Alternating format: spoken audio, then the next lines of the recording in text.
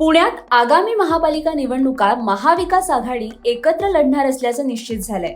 पुण्यात आज महाविकास आघाडीची संघटनात्मक बैठक पार पडली।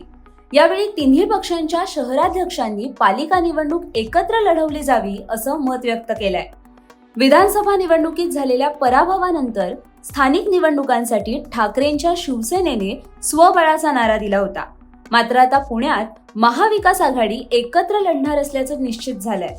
राष्ट्रवादी काँग्रेस शरदचंद्र पवार पक्षाचे शहराध्यक्ष प्रशांत जगताप यांनी याबाबत माहिती दिली आहे। ते म्हणाले की पुण्यात महायुतीचं आव्हान पेलण्यासाठी महत्त्वाचा निर्णय घेण्यात आलाय। पुणे महापालिका निवडणूक ही महाविकास आघाडी एकत्र लढणार असल्याचं निश्चित झालंय।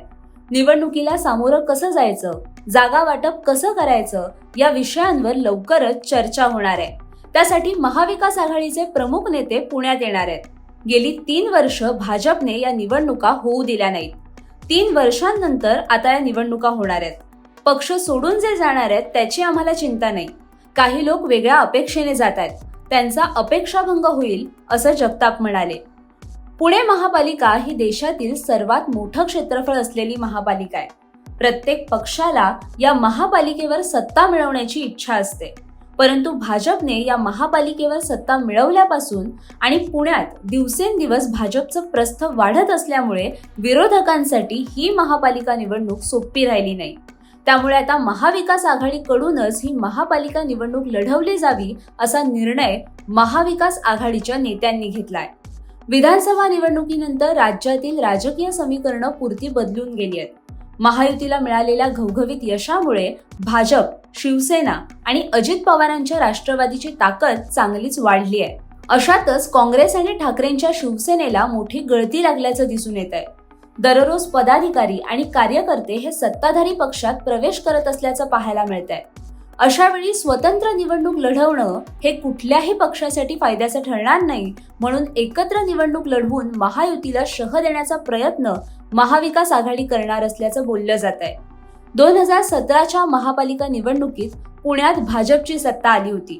162 जागांसाठी झालेल्या या निवडणुकीमध्ये भाजपच्या 94, एकसंध राष्ट्रवादीच्या 40, एकसंध शिवसेनेच्या 10, काँग्रेसच्या 11, मनसेच्या 2 अशा जागा निवडून आल्या होत्या।